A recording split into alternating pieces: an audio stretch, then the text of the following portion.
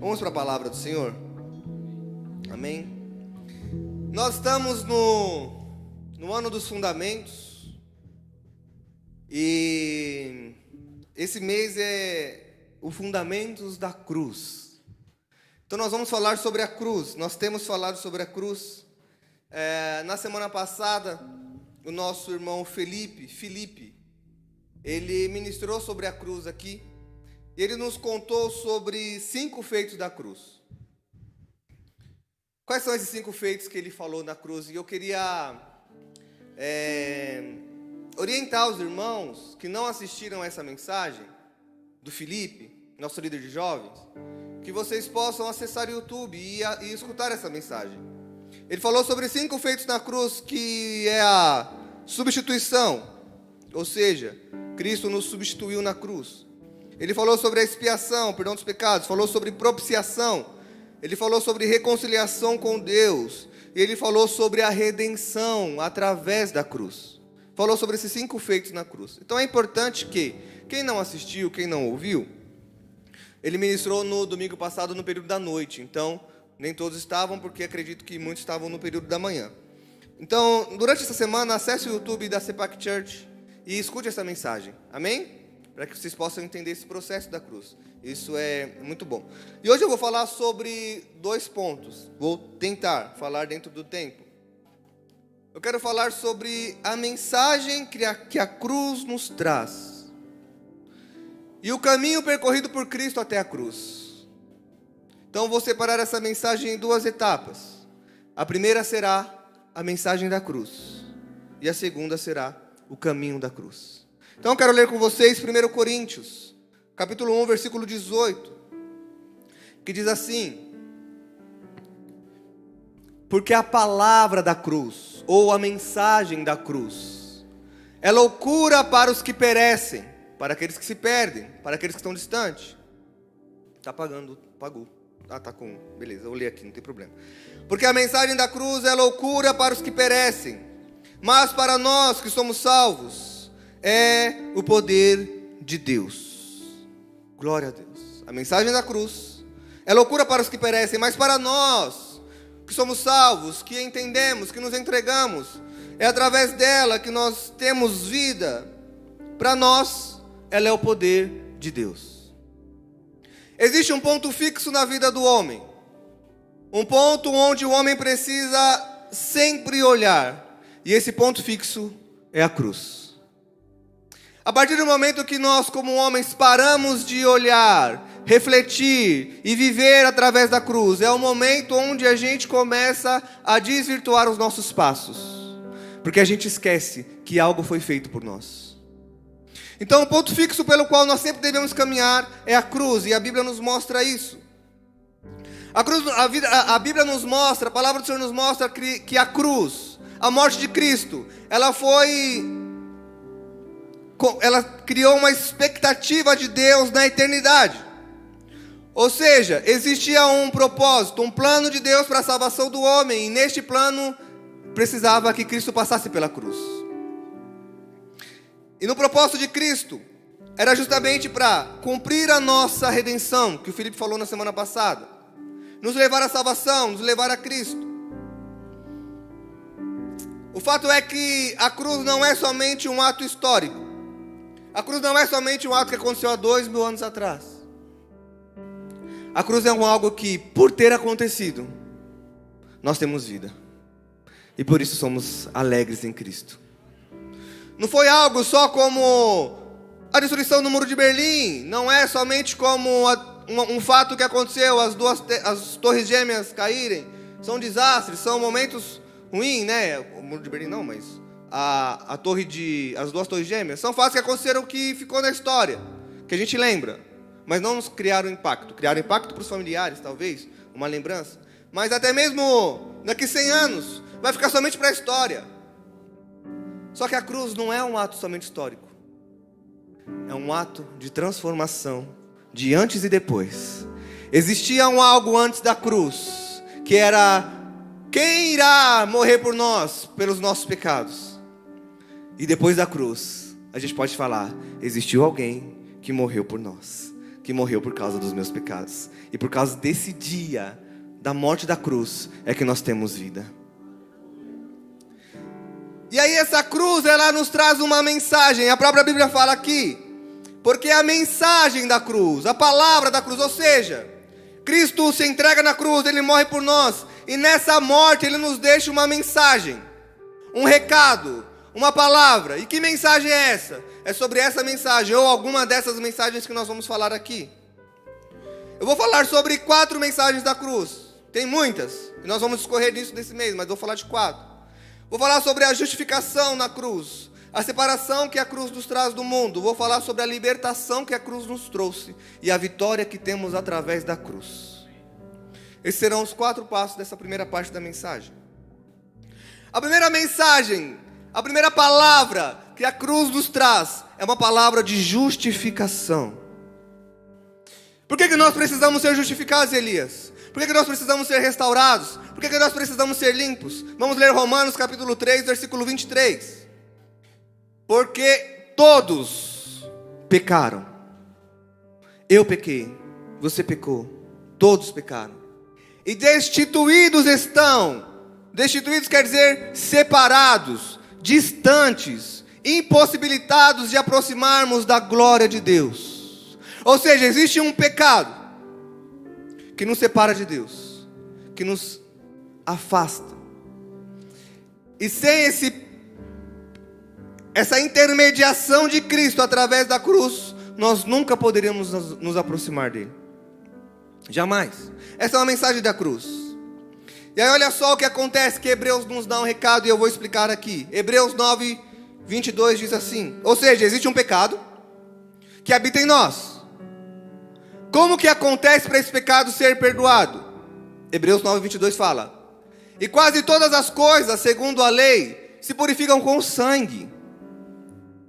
E sem derramamento de sangue, não existe remissão de pecado. Ou seja, sem derramamento de sangue não existe perdão. Como que acontecia no Antigo Testamento?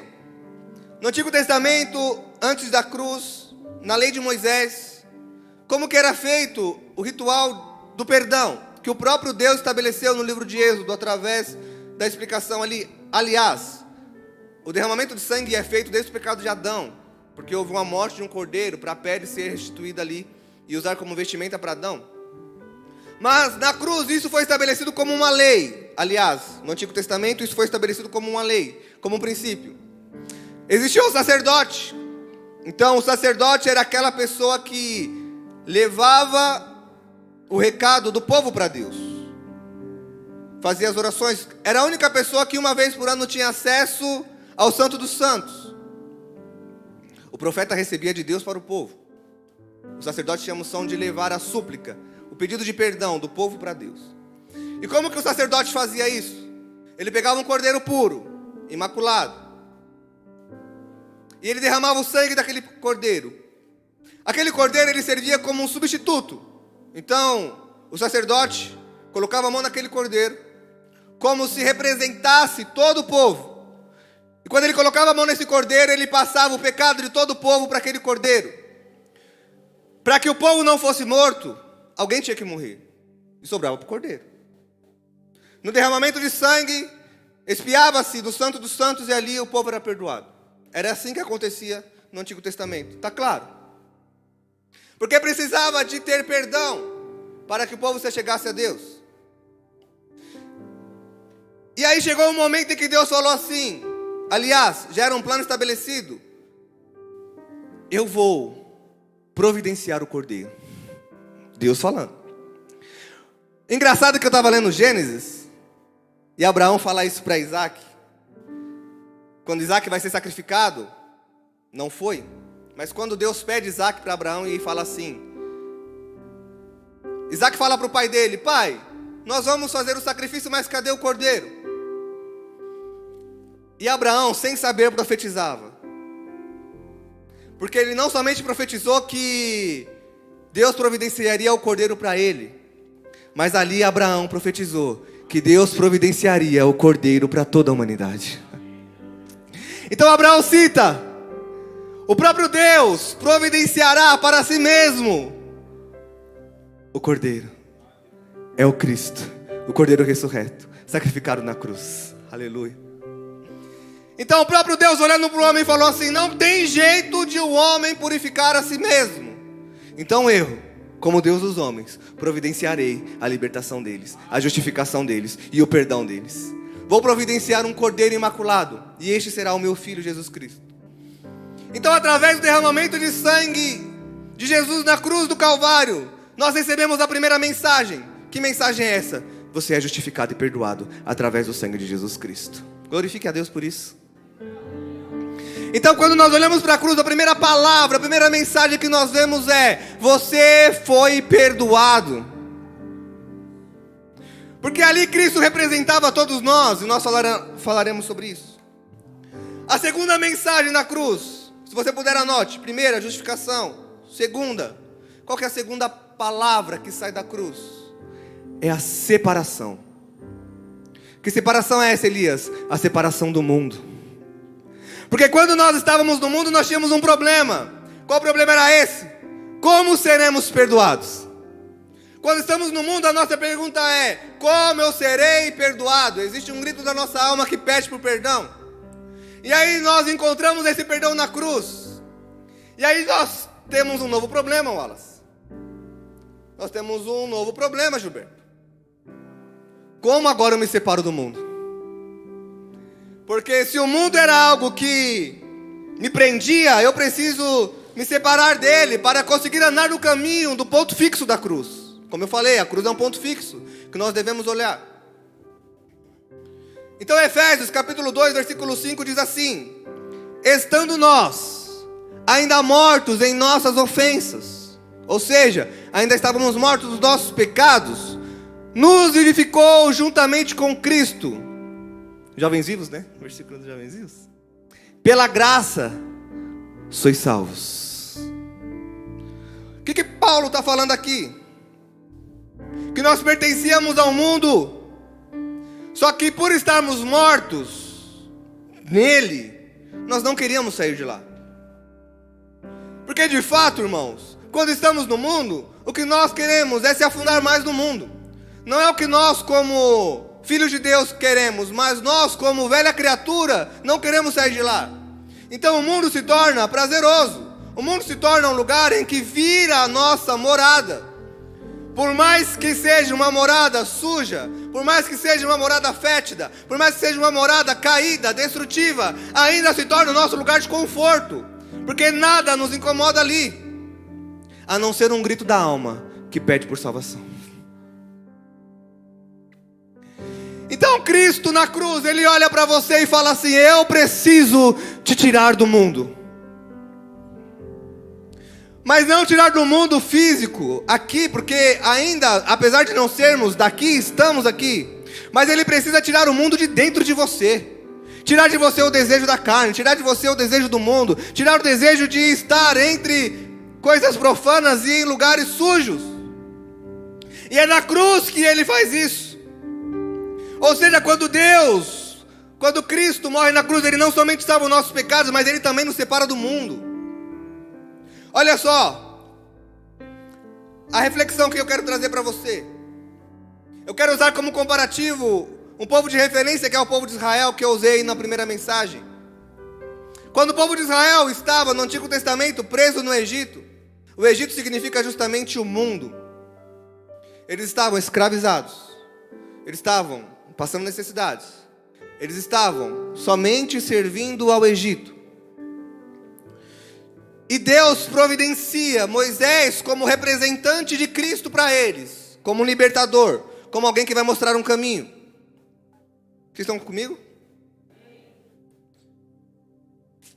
E Moisés enfrenta o Faraó através daquilo que Deus planejava para ele. E Deus providencia a saída deles para o Egito. Aliás, a saída deles do Egito para Canaã, para uma nova terra, para a terra prometida. A última praga nos retrata o Cordeiro Pascal. Existia uma praga que era a morte dos primogênitos, e isso atingiria a todos. Todos conhecem a história, ou pelo menos acredito que a maioria de vocês conhecem essa história. Então, eu não vou prolongar muito nessa parte. Mas na última praga, Deus disse ao povo: peguem um cordeiro, o cordeiro pascal, sacrifiquem ele. Tem que ser puro, tem que ser limpo, tem que ser sem defeito. Passe o sangue nos umbrais da porta e se alimentem do cordeiro. Ali já era um recado que Deus estava dando, do Cristo. E Deus fala assim: enquanto vocês se alimentam, deixem tudo separado, deixem tudo pronto, porque vocês vão sair correndo do Egito. Essa era a mensagem. Então eles se alimentaram com as malas, pegaram e saíram. Qual que é o recado profético do Novo Testamento aqui nessa passagem? Quando você encontra Cristo, Deus está te dando um recado: saia correndo do Egito. Não existe como você se libertar da morte se não for pelo sangue passado pela porta. Ou seja, o sangue é a sua vida, você precisa do sangue. Quando o sangue te liberta da servidão da morte, ele te dá um recado: fuja do mundo, saia daí, saia correndo. E aí no Egito, eles saíram correndo e tiveram um obstáculo. O mar vermelho, o mar se abre e eles passam por meio do mar. E esse mar se fecha. Quando esse mar se fecha, eles se tornam impossibilitados de voltar para o mundo, voltar para o Egito. Que mar é esse, Elias? Esse é o nosso batismo. Após olhar para a cruz, após sair do mundo, após passar pelo batismo, após entender a Cristo, não existe caminho de volta para o mundo, não existe caminho de volta para o Egito. Depois que você passa a conhecer a cruz, depois que você sai do Egito, depois que você sai do cebolão, depois que você sai do mundo, da sujeira, depois que você sai das coisas fétidas do mundo, é impossível conhecer Cristo crucificado no ponto fixo e olhar para trás e querer voltar para o mundo. Existe uma separação após a entrega. Existe uma separação de antes da cruz e depois da cruz. Antes do Egito, agora em Canaã, agora na terra prometida. E esta é a segunda mensagem da cruz. Cristo nos justifica e Cristo nos separa do mundo. Glória a Deus, estão comigo? Só que essa separação é uma luta. Porque assim como o povo no Egito chegava em Moisés e falava assim: ah, Moisés, pelo menos lá no Egito eu tinha uma cebola, fritava ela no óleo e comia. Aqui nem cebola eu tenho. Existe uma luta constante. A Bíblia nos fala em Filipenses 3, 7, 8. Deixa eu ver se é esse. Se não é, vai ser. Existe uma luta constante. Paulo fala assim: aquilo que eu quero fazer, eu não faço. E aquilo que eu faço, não é o que eu quero. Agora eu lembrei que essa vai ser na terceira mensagem, que eu ainda estou na segunda. Mas olha só, a separação é uma luta. Existe um espírito no mundo que quer nos segurar lá. Existe um espírito, um principado neste mundo. E este mundo, esse principado, não quer que você saia do mundo. Ele quer te prender lá. Só que essa morte de Cristo na cruz, ela nos trouxe a libertação deste mundo. Ou seja, por mais que esse principado tente, ele não tem poder sobre você para te segurar no mundo. E você precisa tomar uma consciência, não mais de vítima, mas como vitorioso. Porque Cristo venceu o mundo através da cruz por você. Então você não precisa mais ficar preso no mundo. Você não tem como falar: ah, eu não consigo, ah, eu não posso, porque eu posso todas as coisas daquele que morreu na cruz que me fortalece. Mas agora eu olho para o mundo e falo: eu não te quero mais, porque Cristo venceu o mundo na cruz. Filipenses 3, 7, 8. Mas o que para mim era lucro, ou seja, o próprio Paulo fala isso porque ele tinha vários critérios que dava para ele, privilégios no mundo antes da cruz. E aí ele olha para tudo isso e fala: o que para mim era lucro, passei a considerar como perda por causa de Cristo. Mais do que isso, considero tudo como perda comparado à suprema grandeza do conhecimento de Cristo Jesus, meu Senhor, por cuja causa eu perdi todas as coisas e as considero como esterco para poder ganhar a Cristo. Paulo está falando assim: olha, lá no mundo eu tinha muita vantagem, lá no mundo eu sentava com os príncipes, lá no mundo eu era conhecido e famoso, mas eu pego toda essa fama, eu pego todo esse dinheiro, eu pego tudo aquilo que eu conquistei no mundo e considero como esterco, eu jogo fora, porque eu encontrei depois da cruz algo muito mais poderoso. Eu encontrei depois da cruz algo que me deixa liberar o mundo, sair do mundo, deixar para lá e ter uma nova vida em Cristo Jesus, porque existe separação na cruz. Aleluia, glória a Deus. À medida que você vai caminhando com o Senhor, você continuamente vai sendo separado do mundo. É passo a passo, mas existe a separação. Até chegar um momento em que o mar se fecha e você olha para trás e fala: por mais que eu queira, eu não me encontro mais no mundo. Estava até conversando com o pastor esse dia: nem sei mais ser do mundo se eu fosse para o mundo. Nem sei mais, porque Cristo já nos tirou de lá. Temos que ter essa consciência. Não sei mais ganhar nada, a não ser se for ganhar com Cristo. Aleluia. Olha só, Gálatas capítulo 6, versículo 14. Ainda Paulo falando, ele diz: quanto a mim, que eu jamais me glorie. Ou seja, que eu jamais tenha outra glória a não ser na cruz do nosso Senhor Jesus Cristo, por meio da qual o mundo, presta atenção, o mundo foi crucificado para mim, e eu também fui crucificado para o mundo. Paulo está falando justamente isso. Paulo está falando que ele olha para o mundo, e o mundo está morto para ele, Tiago. Está crucificado. Ele olha para o mundo e não existe mais nada que lhe dá prazer lá. Só que Paulo está tão perto da cruz, que o mundo olha para Paulo, e é isso que ele fala quando ele fala: e eu para o mundo. É porque agora o mundo olha para Paulo, presbítero Isaac, e vê Paulo morto para ele.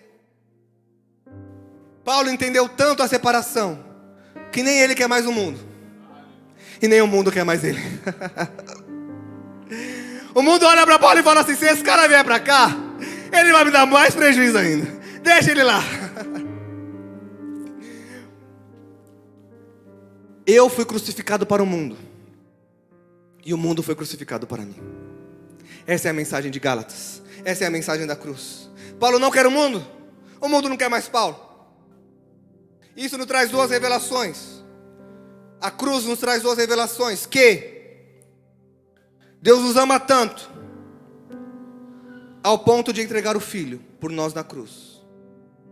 E o segundo recado, a segunda revelação da cruz, é que o mundo é tão cruel e tão mau, que matou o próprio Filho de Deus. O mundo não é legal não, gente. Existe uma fantasia de prazer, mas o mundo está louco para te matar, porque ele não poupou nem mesmo o Filho de Deus. Então fuja do Egito hoje. Saia do mundo hoje. Agora é a mensagem da cruz, e você consegue se separar, porque Cristo morreu para te dar força para isso. Glória a Deus. Primeira mensagem da cruz, justificação. Segunda mensagem, separação. E a terceira, libertação. Aleluia. Terceira mensagem da cruz é libertação. Todos nós ouvimos uma frase quando somos salvos, que é: os teus pecados estão perdoados. Isso é libertador. E existe uma continuação, que é o vá e não peques mais. Só que aí entra aquele problema de Paulo, que agora sim eu vou ler, que está em Romanos 7,18. Agora sim, que é o que eu disse anteriormente. Eu vou ler do 18 até o 24. Eu sei que nada de bom habita em mim, isto é, em minha carne, porque eu tenho desejo de fazer o que é bom, mas eu não consigo realizá-lo. Pois o que faço não é o bem que desejo, mas o mal que não quero fazer, esse eu continuo fazendo. Ora, se faço o que não quero, já não sou eu quem faz, mas é o pecado que habita onde? Que habita em mim. Assim encontro esta lei, porque pecado é uma lei, é um principado, que atua em mim. Quando quero fazer o bem, o mal está junto de mim. No íntimo do meu ser, eu tenho prazer na lei de Deus. Isso é um desabafo. Mas vejo que existe uma outra lei atuando nos meus membros, no meu corpo, que guerreia contra a lei da minha mente, que é a lei de Deus, tornando-me prisioneiro da lei do pecado, que atua nos meus membros. Miserável homem que sou. Esse é o clamor da alma. Esse é o grito da alma. Quem me libertará do corpo que está sujeito à morte? Miserável homem que sou. Quem me libertará do corpo sujeito a esta morte? Existe o grito da alma que diz: quem poderá me libertar? E agora? Quem poderá me defender? Já dizia o poeta Chapolin, capítulo 3, versículo 21. Brincadeira. Quem poderá me defender?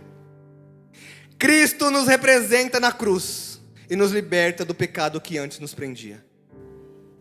Presta atenção, Cristo não somente nos substituiu, como também nos representou. Quando Cristo estava na cruz, você estava lá. E Ele nos liberta da escravidão, do pecado. E aí vem Romanos 6:1-6, que diz assim: que diremos então? Continuaremos pecando para que a graça aumente? De maneira nenhuma. Nós, os que morremos para o pecado, como podemos continuar vivendo nele? Ou seja, nós estamos vivendo uma nova vida pós-cruz, antes Egito, agora nova terra. Como então poderemos continuar vivendo naquilo que nos prendia, que é o pecado? Ou vocês não sabem que todos nós que fomos batizados em Cristo, fomos batizados em sua morte? Ou seja, está falando que é uma ação participativa conosco, junto a Cristo na cruz. Ele pegou você aqui, Anderson, em 2023 e falou assim: vem cá comigo. O Anderson está aqui comigo na cruz. Está entendendo? Olha só. Ou vocês não sabem que todos que fomos batizados em Cristo, fomos batizados em sua morte? Portanto, fomos sepultados também com Ele, porque estávamos lá, através de Cristo, na morte por meio do batismo, a fim de que assim como Cristo foi ressuscitado dos mortos mediante a glória do Pai, também nós vivamos uma vida nova. Se dessa forma formos unidos a Ele, na semelhança de sua morte, certamente o seremos também na semelhança da ressurreição. Aleluia. Pois sabemos, e eu quero explicar isso para vocês, pois sabemos que o nosso velho homem, presta atenção, o velho homem, foi crucificado com Ele. Isso é libertador, gente. Para que o corpo do pecado seja destruído e não mais sejamos escravos do pecado. Presta atenção, você não precisa mais crucificar a si mesmo. Você não precisa mais chicotear a si mesmo. Você não precisa mais carregar o peso da culpa do pecado, porque há 2000 anos atrás, Deus fez isso por você através de Jesus Cristo da cruz. Romanos 6,6 diz: pois sabemos que o nosso velho homem foi crucificado com Ele. Quero chamar aqui, vou fazer um teatrinho para explicar isso para vocês. Vem cá, Ti, Jair e Wallace. Vou fazer um teatrinho aqui, estilo alá pastor Samuel, que inclusive, aproveitando, os pastores não puderam vir na manhã, mandaram um abraço para a igreja, tá? Eles tiveram uma outra coisa aí e não vão poder vir, tá bom? Mas enfim, orem para os nossos pastores. Vem aqui, na mesma ordem aqui, ó, desse lado. Todo mundo consegue ver? Acho que o pessoal de lá vai ter mais dificuldade, né? Mas dá para ver. Então nós temos aqui o pecado. Desculpa, pecado. Nós temos aqui o velho homem, a velha natureza, a carcaça, brincadeira. O velho homem. E nós temos aqui o corpo. Eu vou explicar esse versículo para que vocês não esqueçam mais disso. O pecado, ele é o Senhor, ele é o principado desse mundo, certo? Ou seja, é uma lei que habita, conforme Paulo diz. O pecado habita no velho homem e ele dá ordem ao velho homem. O velho homem, ele é um mordomo. Pega a bandeja. Isso, pronto. Pega a bandeja, o mordomo. Aqui está o pecado. O pecado fala para o velho homem: peque. O velho homem traz para o corpo o recado: O corpo não tem o que fazer, a não ser obedecer à velha natureza, porque ele está nela. O pecado, como o Senhor, não pode dar ordem diretamente ao corpo, ele faz isso através do velho homem. E o velho homem passa para o corpo que comete o pecado. O que Cristo fez na cruz? Ele não matou o pecado, porque o pecado existe, o pecado está aí. Mas ele isolou, ele pegou o pecado e falou: vem para cá, filho, você está dando muito trabalho. Beleza, isolou o pecado. Sabe o que Cristo fez na cruz? Ele pegou o velho homem. Daqui. Você vai morrer comigo na cruz. Eu te mato agora. Você está crucificado. Comigo. Vai, cruz. Vai para a cruz. Agora esse corpo é meu. Esse corpo me pertence. Está longe do pecado, a velha natureza já morreu. Agora você vai viver a vida justificada em Cristo. Você vai viver uma vida justificada comigo. Você não precisa mais obedecer o pecado. Você não precisa mais obedecer o velho homem. Você agora obedece a justiça de Cristo. Você agora obedece a minha justiça. É isso que Cristo fez na cruz. E agora, vem cá, corpo. O que nós fazemos com o corpo? Entregamos ele para ser escravo da santidade. Olha só, Romanos capítulo 6, versículo 13. Não ofereça seu corpo, os seus membros ao pecado. Não entregue mais para ele, viu? Não entregue mais para ele como instrumento de justiça. Antes, ofereçam-se a Deus como quem voltou da morte para a vida. Por quê? O corpo estava morto. O corpo era escravo do pecado, do velho homem. Agora ofereça os membros do seu corpo a ele como instrumento de justiça, pois o pecado o corpo não o dominará. Olha aí, está escrito, lê comigo. Pois o pecado não os dominará, porque vocês não estão mais debaixo da lei do pecado, mas agora debaixo da graça de Deus. Aleluia! E então, vamos pecar porque não estamos debaixo da lei, mas debaixo da graça? De maneira alguma. Não sabem que quando vocês se oferecem a alguém para lhe obedecer como escravo, torna-se escravo daqueles a quem obedece? Ou seja, o corpo era escravo do pecado porque obedecia o pecado. Agora o corpo é escravo da santidade porque obedece a Deus. Escravos do pecado que leva à morte, e aí é uma escolha, ou da obediência que leva à justiça.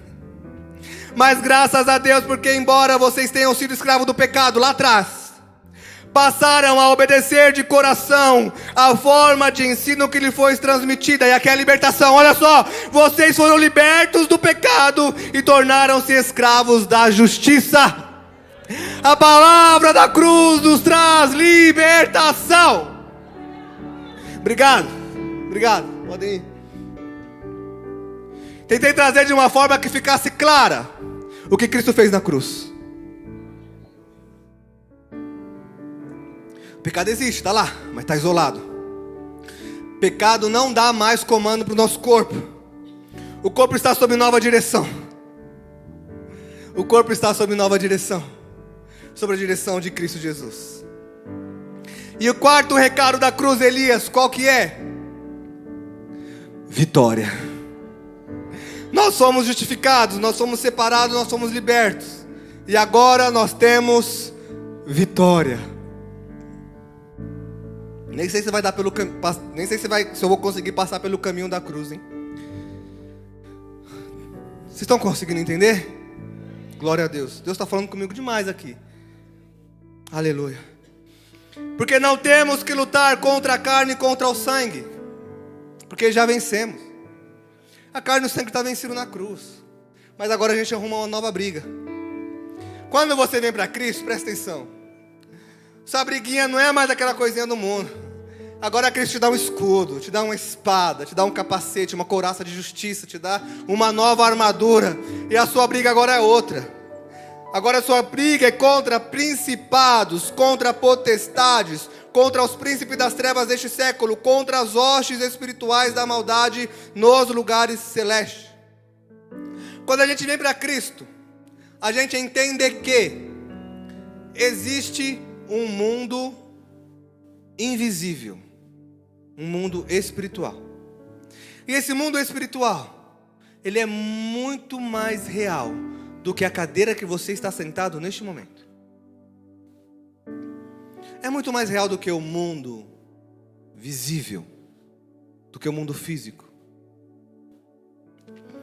E é neste lugar que acontecem as nossas batalhas.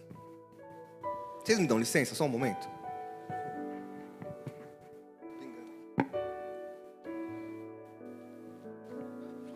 Pronto. Está muito quente. Vamos lá. Estamos em um mundo invisível, da mesma forma que existe o mundo visível. Existe o mundo invisível. Então o que o inimigo faz? Às vezes o inimigo usa coisas. Às vezes esse inimigo, esse principado, essa potestade usa coisas, usa ambientes, ou usam pessoas para nos atacar. Então nós estamos constantemente em batalha. Com coisas, com lugares e com pessoas. Situações. E se nós não estivermos olhando para o ponto fixo da cruz, a gente começa a entrar em confusões físicas que devem ser vencidas no mundo espiritual. Aí você começa a achar que o seu problema é o vizinho. Você começa a achar que o seu problema é seu patrão. Você começa a achar que o seu problema é o banco. Você começa a achar que o seu problema são coisas visíveis. Mas a sua batalha não é física. A sua batalha é espiritual. Então por isso que muitas vezes entramos em confusões e problemas. Porque nossos olhos estão apenas no mundo físico, nas pessoas e no ambiente. Mas existe um inimigo atrás disso. A tentativa do inimigo sempre será frustrar os planos de Deus para você, fazendo você se esquecer da cruz e fazendo você esquecer que você tem um propósito eterno. Por isso que a gente fica muito limitado aos nossos 70, 80 anos aqui. Porque o inimigo faz de tudo para que você esqueça que existe uma vida na eternidade. E quanto menos você investir nela, menos possibilidade você tem de vivê-la em paz. Presta atenção. Quanto menos você trabalha pela sua eternidade, menos possibilidade de viver uma eternidade em paz você terá. Porque só tem dois caminhos. Só tem duas portas, o céu e o inferno. Não tem outro. Então a gente sempre fala aqui, se você não investir agora no seu presente, no seu futuro, quando você tiver 60, 70 anos, você vai pastar, não é? Essa é uma realidade, uma lei do mundo físico. E é uma verdade. Então você também precisa se cuidar. Porque pode ser que Cristo volte amanhã. Mas pode ser que ele volte daqui a 30 anos. Então devemos viver como se Cristo voltasse hoje, agora. Viver uma vida, porque Cristo vai voltar hoje. Mas também temos que planejar uma vida como se Cristo fosse voltar daqui a 30 anos. Isso no mundo físico. No mundo espiritual existe essa mesma lei. Se você não plantar agora em Cristo, se você não se entregar agora a Cristo, se você não viver a cruz agora, não tem chance de você viver a eternidade em Cristo. 70 anos, 80 anos passa assim, ó. Eu sempre gosto de contar essa história, porque eu acho que ajuda a fixar. Uma vez perguntaram para um pastor e falaram assim: pastor, o que é a eternidade? Ele falou assim: imagina um pássaro bem pequenininho. Quero que todos vocês imaginem. Um pássaro bem pequenininho. Filhotinho, pequenininho. Uma vez por dia, esse pássaro vai lá e dá uma picadinha no Monte Everest. Puc. Primeiro dia. Segundo dia ele vai lá e... Puc. Terceiro dia ele vai lá e... Puc. E assim todos os dias. Quando ele conseguir destruir o Monte Everest, terá se passado um dia na eternidade. –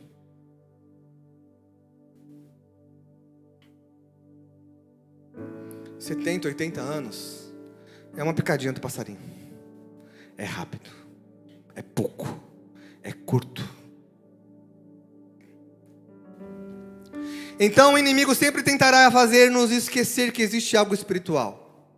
Mas na cruz, a cruz nos liberta do poder do inimigo. A cruz nos liberta dos principados e das potestades. João capítulo 12, versículo 31 diz, aqui é o próprio Cristo falando: Chegou a hora de ser julgado este mundo.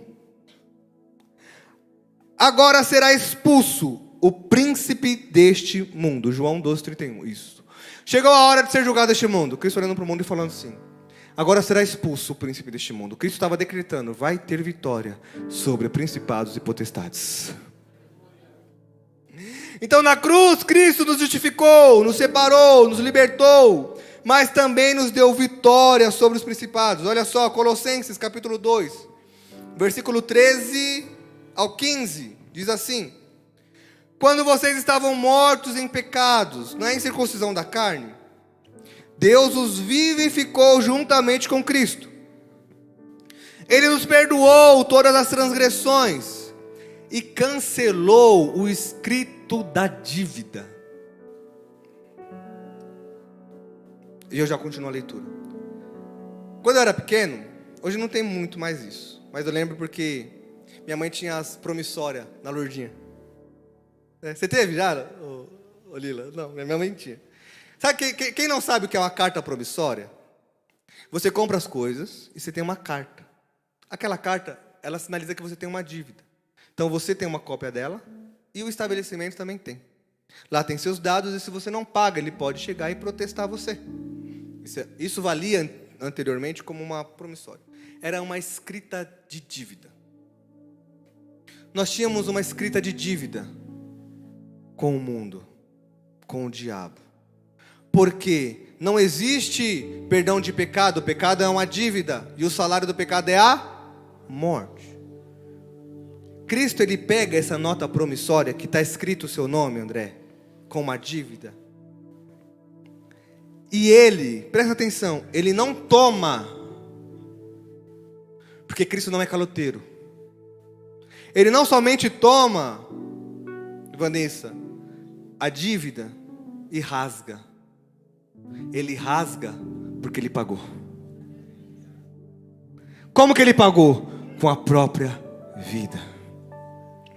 Então ele pega a dívida escrita e ele fala assim, ó, o Tiago está aqui. Ele não deve mais nada. Essa dívida agora é minha e eu pago com o meu sangue. Então, olha só, ele cancelou a escrita da dívida que tinha o seu nome, que consistia em ordenança e que nos era contrária, porque era desfavorável a nós. Ele a removeu, pregando-a na cruz. E aí vem a vitória. E tendo despojado os poderes e autoridades, fez deles um espetáculo público, ou seja, Cristo anunciou para todos, triunfando sobre eles na cruz, inclusive sobre a morte, porque ele venceu a morte para todos verem, para que todos pudessem ver, Cristo venceu principados, potestades na cruz, e nela ele nos deu a nossa vitória. Então, se você estiver passando por um ataque, por principados e potestades, saiba que você pode repreender esse principado, essa potestade, esse demônio, através do nome de Jesus, e pode falar, ei, na cruz você já foi vencido, e eu estava lá em Cristo, então você não tem poder contra mim. Aleluia! Esta é a mensagem da cruz. Justificação, separação, libertação e vitória. Aleluia. Nós não estamos mais lidando com um inimigo maior e poderoso. Esquece. Nós estamos lidando com um inimigo vencido, derrotado na cruz. Está debaixo dos nossos pés. Cristo desarmou, Cristo expulsou, Cristo colocou ele debaixo dos próprios pés. Cristo nos deu uma vitória decisiva, uma vitória total, uma vitória garantida, pregando na cruz. Esta é a mensagem da cruz. Esta é a mensagem da cruz. Mas existe um caminho até Cristo chegar lá. E esse caminho fica para o próximo episódio, nessa mesma hora, nesse mesmo local. Não vai dar tempo de falar. Senão vai ser mais meia hora de mensagem. Resumindo, O caminho de Cristo até a cruz foi construído desde antes da fundação do mundo. Porque a Bíblia fala que antes da fundação do mundo, o cordeiro morto antes da fundação do mundo, porque tinha um propósito, um plano estabelecido para a salvação do homem. Só que o sofrimento de Cristo, presta atenção, não foi somente na cruz, no local da cruz. Existia um caminho a ser percorrido. Que caminho é esse? O caminho de esvaziar-se a si mesmo. Porque como pode Deus se minimizar a um bebê num ventre? Se despojar da glória, se despojar do poder, se despojar de suas virtudes e negar a si mesmo. Então o caminho da cruz foi esvaziar a si mesmo, negar a si mesmo e tomar forma de servo, como está em Filipenses 2, 6, 8, que embora sendo Deus, põe para mim, Filipenses 2, 6, 8, que embora sendo Deus, não considerou que o ser igual a Deus era algo a que devia apegar-se. Mas eu sou Deus, eu tenho o poder de Deus. Cristo não se apegou nisso, mas esvaziou-se a si mesmo, vindo a ser servo e tornando-se semelhante aos homens. Um Deus que se esvazia, que se torna servo. Aí começou o sofrimento de Cristo. Por quê? Porque a partir desse momento, Isaac, ele precisa se submeter e não mais ordenar. Porque ele fala, eu não faço nada. Eu não vou ler todas as referências. Eu passei para os meninos da comunicação uns 15 versículos só do caminho da cruz, não vai dar para ler. Cristo fala assim, eu não faço nada sem que tenha ouvido, escutado, recebido a ordem do meu Pai. Cristo se tornou servo. Ou seja, Deus mandava a ordem do céu e falava, cura, liberta, expulsa, multiplica. E ele, com o poder de Deus e a sua divindade, porque ele era homem, mas também era Deus, mas como homem ele era submisso, como Deus ele era poderoso. E ele fazia, mas aquilo somente que o Pai mandava. Ele submeteu todas as suas vontades, desejos para o Pai. Então imagina você, Rei poderoso, dono de toda honra, toda glória, de repente se torna servo. Ele negou a si mesmo, tomou forma de servo, é onde eu estava, semelhante aos homens, e sendo encontrado em forma humana, ainda se humilhou a si mesmo, e foi obediente, porque ele era escravo, até a morte, morte de cruz. Então ele tornou-se homem. Como homem ele vence a tentação. Como homem ele se nega fisicamente, mentalmente e espiritualmente. Fisicamente Jesus passa 40 dias no deserto, o pastor pregou sobre isso aqui. E quando ele é tentado pelo diabo, ele nega-se a si mesmo. Transforme aquela pedra em pão. Eu me nego, não vou fazer. Se joga daqui, mostra que você é Deus. Eu me nego, não vou fazer. Então me adore, que você será adorado sem precisar passar pela cruz. Eu me nego, porque eu não faço mais a minha vontade. Esse era o caminho da cruz. O caminho da cruz não foi só a cruz. O caminho da cruz foi a jornada de Cristo. O sofrimento de Cristo começou muito antes. Fisicamente esgotado, mentalmente abandonado. Estou resumindo o máximo que eu posso. Mentalmente abandonado. Porque como ele negava a si mesmo, ele não poderia mais fazer o que ele queria. Imagina Jair, sua mãe fala assim, faça algo que eu sei que você pode fazer. Porque Maria chega para Jesus e fala, acabou o vinho, faz alguma coisa. Ele fala assim, não é chegada a minha hora. Você pode fazer. Mas aí ele escuta de Deus, aí sim, agora eu faço. Porque ele não obedecia mais nem pai nem mãe. Imagina a mente de Cristo. Os irmãos dele falam assim, pô, se expõe a público, faz o que você pode fazer. Ele fala, não. Imagina a mente de Cristo. Porque como homem nós somos conflitados. O que todo homem quer? Ser visto, honrado, famoso. fama, glória, dinheiro. É isso que o mundo prega. E era isso que estava proposto para Jesus como homem. Mas ele negou a si mesmo. Emocionalmente ele se negou.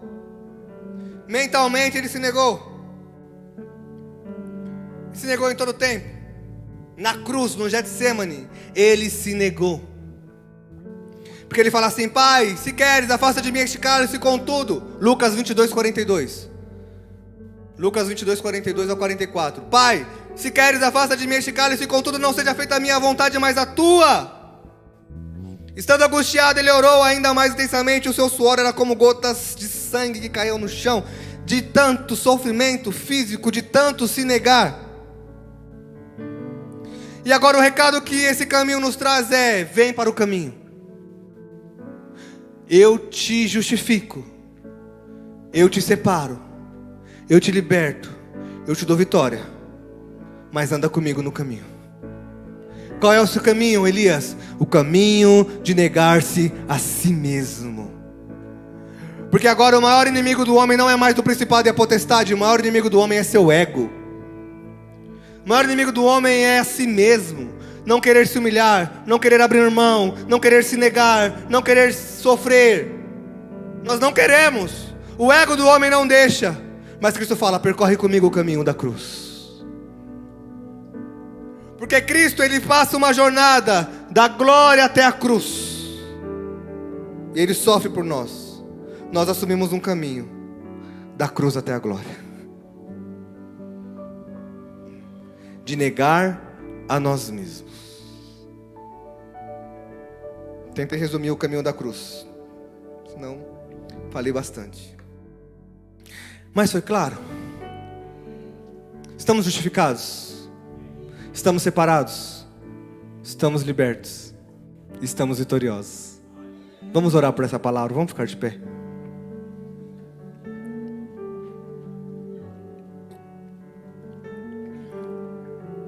Pai, te rendemos graça por isso. Te louvamos, Pai, pela tua morte na cruz. Te agradecemos, Pai, pela vida. Te agradecemos, Senhor Deus, porque o Senhor nos perdoou e nos justificou. Te agradecemos, Senhor, porque Tu nos separou do Egito, nos tirou do mundo.